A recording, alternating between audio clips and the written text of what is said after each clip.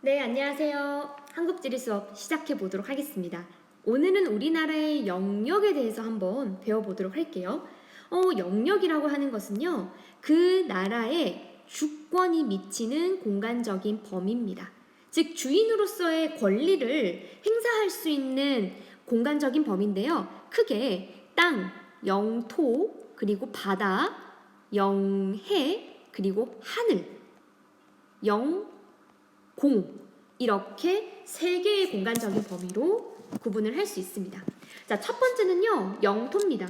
영토는 땅으로 구성되는 국가의 영역이죠. 자, 대한민국 헌법 제3조는 이렇게 규정이 되어 있습니다. 우리나라의 영토는 바로 한반도 그리고 그 많은 섬들 부속 도서로 한다 라고 해서 우리나라 이 전체의 한반도와 그리고 여기에 있는 섬들이 우리나라의 울릉도 독도까지 우리나라의 영토가 되겠습니다. 남북한 면적을 합치면 22km 제곱키로 정도 되고요. 남한의 면적은 10만 제곱키로 정도로 북한의 면적이 남한보다는 조금 더 넓다라는 걸 알 수가 있겠죠. 자, 그런데 우리나라는 서해안과 남해안에 조차가 굉장히 크다라는 거 알고 있죠. 그러다 보니까 썰물 때 그 땅을 메워서 간척지로 땅을 만들었습니다. 그러면 과거보다 영토가 어떻게 될까요? 확대가 되겠죠. 그래서 과거에 비해서 영토가 조금 늘어난 모습이 나타납니다.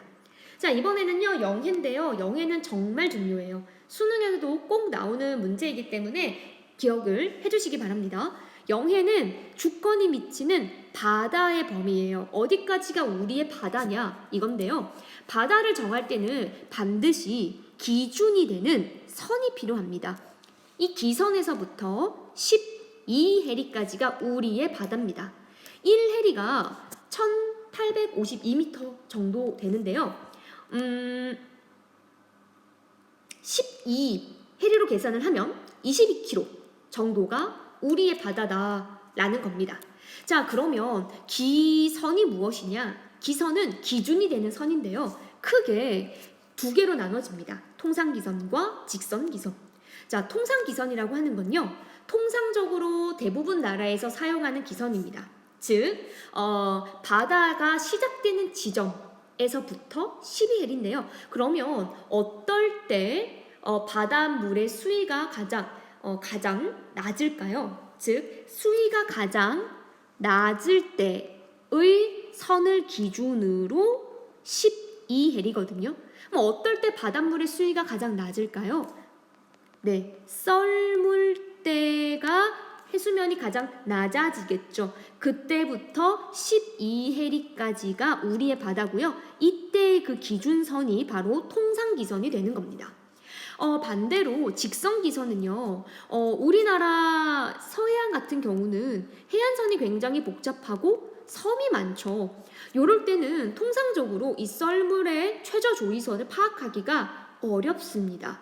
이럴 때는요, 가장 바깥쪽에 있는 섬을 연결하는데 이게 바로 직선기선입니다. 이 직선기선에서부터 12해리까지가 우리의 바다가 되는 겁니다. 자, 그래서 가장 바깥쪽 섬을 연결한 이 선을 기선이라고 부릅니다. 자, 그러면 통상기선, 직선기선 한 번 더 그림으로 정리를 해볼게요. 통상기선은 바로 해수면이 가장 낮아지는 시기, 바로 썰물 때죠. 이 썰물 때의 선, 이게 통상기선입니다. 썰물 때의 해수면, 이 선에서부터 12해리까지가 우리의 바다가 되겠습니다. 반대로 직선기선 같은 경우는요, 이렇게 해안에 섬이 많을 경우는 통상기선을 파악하기가 어렵기 때문에 가장 바깥쪽에 있는 섬을 연결한 직선기선에서부터 12해리까지가 우리의 영해가 되는 겁니다. 자, 그러면 선생님, 여기에 있는 바다는 우리가 뭐라고 부르나요? 섬 안쪽에 우리 영토의 안에 있는 바다다라고 해서 내수라고 부릅니다. 내수. 자, 내수도 우리의 바다긴 하지만요. 우리의 영해의 범위는 이 직선기선에서부터 12해리까지다. 기억을 해주시면 되겠습니다. 그럼 우리나라 영해의 범위를 한번 설정을 해볼게요. 자, 그럼 우리나라는 통상적으로 12해리를 사용하는 곳은 해수면이 해안선이 단조롭거나 아니면 약간 멀리 떨어져 있는 섬 같은 경우는 통상기선을 사용합니다. 그래서 우리나라의 동해안 지역과 그리고 섬 4인방이 있어요. 제주도, 마라도, 울릉도, 독도 이 네 곳은 통상적으로 기선에서부터 12해리를 사용합니다. 하지만 해안선이 복잡하고 섬이 많은 우리나라 같은 경우는 섬이 이렇게 붙어 있다 보니까 가장 바깥에 있는 기선을 연결한 이 직선 기선에서부터 12해리를 적용하는데요. 서해안과 남해 그리고 한 곳이 더 있습니다. 여기 동해안의 이 지역을 보면요. 여기가 살짝 움푹 들어갔죠. 해안선이 여기도 복잡해집니다. 이 지역도 역시 직선 기선을 사용을 해서요. 여기서부터 12해리가 적용이 됩니다. 그래서 동해안의 포항 지역입니다. 여기를 우리가 호미곶, 호랑이의 꼬리 지역이죠. 호미곶 지역은 직선 기선을 사용한다. 보시고요. 한 가지 더 중요한 곳이 있습니다. 네, 여기 지역인데요. 여기도 선생님이 섬이 많은 지역이라서 직선을 그었죠. 그런데 여기 경상남도 지역과 현재 여기 마라도는 일본 소유인데요.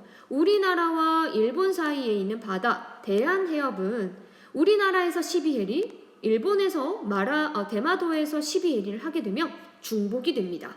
그래서 그러면 12해리를 하지 말고 직선 기선에서부터 3해리까지만 각자의 바다로 하자라고 규정을 했습니다. 그래서 이를 대한 해협 지역은 직선 기선 3해리다 라고 기억을 해주시면 되겠습니다.